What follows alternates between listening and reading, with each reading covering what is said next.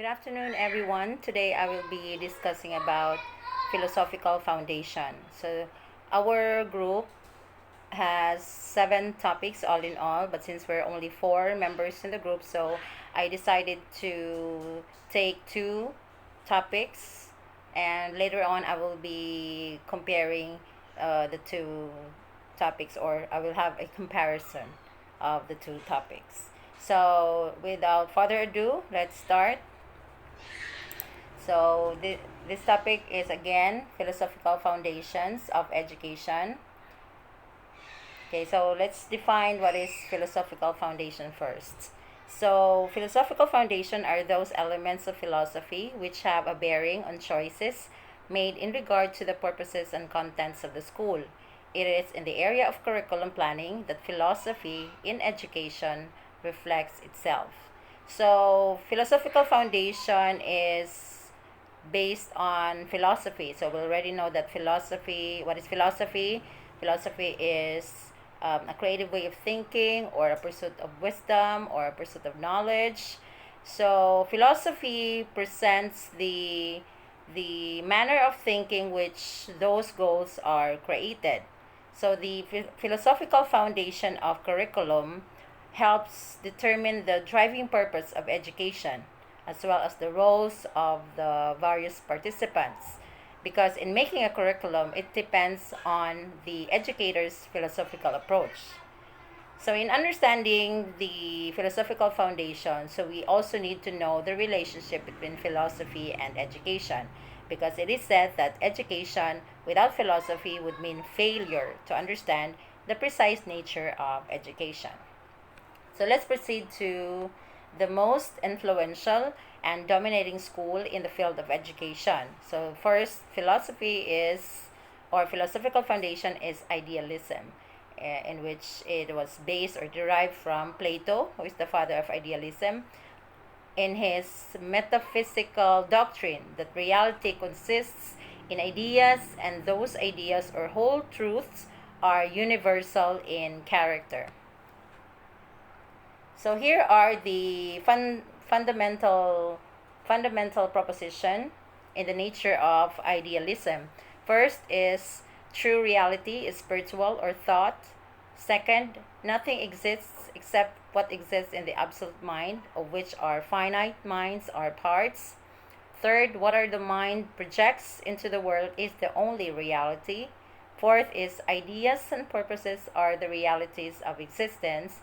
And fifth, knowledge and values are universal and eternal.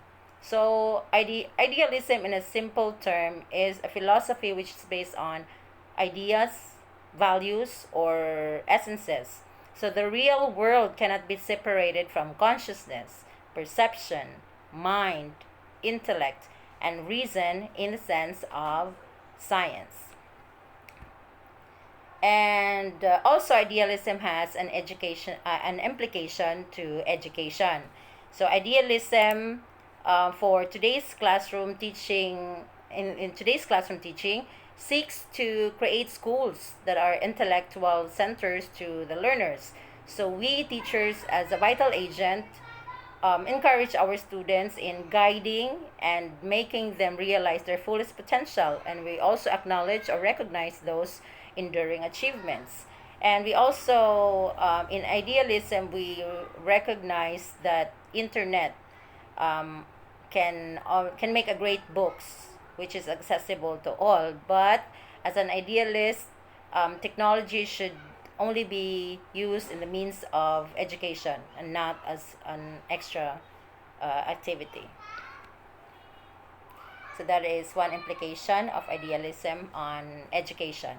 So the next, so I have here presented a comparison between idealism and realism, because idealism and realism are exact opposite.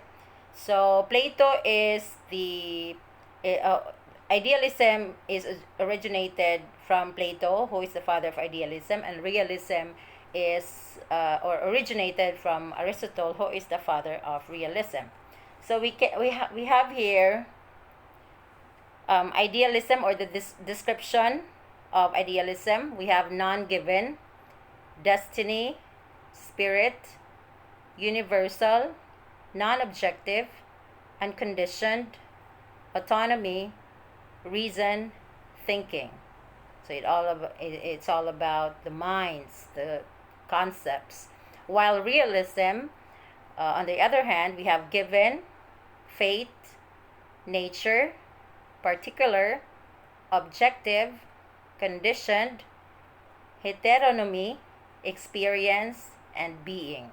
So in realism, it is based on the concept of object, or something that can be that is seen, or that can be touched. So as you can see in idealism, it states there autonomy. So it means to say you are independent, you are working alone.